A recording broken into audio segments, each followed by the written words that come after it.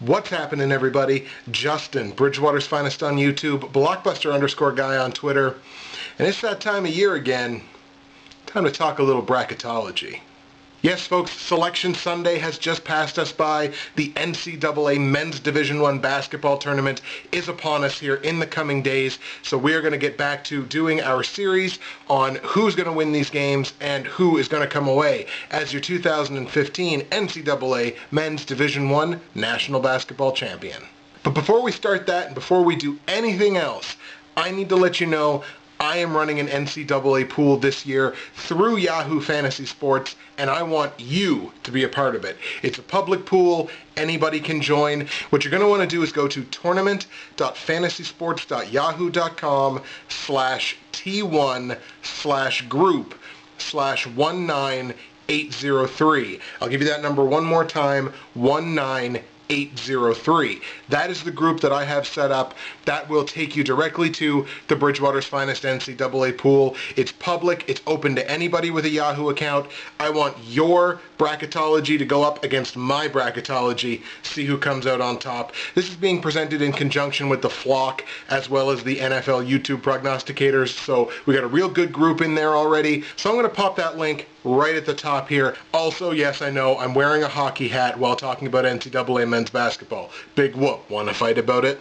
So here's how this is going to go down. Each video, same way we did it last year, each video is going to be its own region. We're going to talk about the round of 64 games going into the round of 32, the round of 32 games going into the Sweet 16, and the Sweet 16 games going into the Elite 8. That's where we're going to stop for each region because my Elite 8, Final Four, and National Championship game are going to be their own video. Also, a little insight into the gimmick, quote-unquote, that we're going to be using in the regional videos.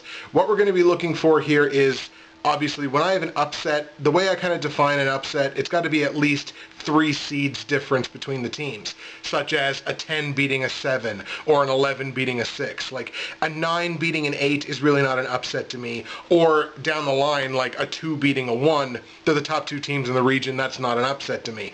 And of course, for each region, we're also looking for our bracket busters, if they exist. A bracket buster, this is how I define a bracket buster, any team making the Sweet 16 or later from outside a seed in the top 5. So like, even if a number 6 makes the Sweet 16, I consider that a bracket buster because they had to go through one of the top teams in that region. Now that we got the clerical shit out of the way, let's talk about these first 4 games, the round 1, the play-in games, if you will. Just going to quickly talk about the 4 play-in games before we move into the first video, the first regional video, where we'll start with the Midwest. So with the first 4, the play-in games, play-in game number 1 sees Manhattan playing Hampton. I like Manhattan in this one. I think their offense is good enough. Their offense is actually one of the better ones of these teams kind of playing in the first 4. I like Manhattan to beat Hampton 69-67. They will win and go on to play Kentucky in that 1 versus 16 game in the Midwest bracket. Good luck to Manhattan. Play-in game number 2 sees Dayton playing a home game, since all the first 4 games are in Dayton. Dayton playing Boise State. I actually like Dayton here, obviously home court advantage.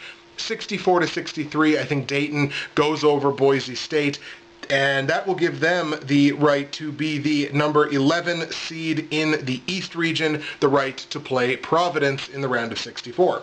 Play-in game number 3 is for the right to be the 16th seed in the South bracket, the right to play Duke in the round of 64, so hey, lucky you. This is a matchup between North Florida and Robert Morris. I like North Florida in this one, 72-69. Big offense there in North Florida. And the last play-in game, the right to be the number 11 seed in the West bracket, sees BYU take on Ole Miss. I really like BYU in this game. It could be a blowout. It's going to be high scoring as far as I can see it. I'll go like 75-70, something like that. I really like BYU in this game, and there's a reason for that, but I like BYU to get in over Ole Miss. There's the 4 play-in games. Our brackets are now set. Let's move in to the Midwest region.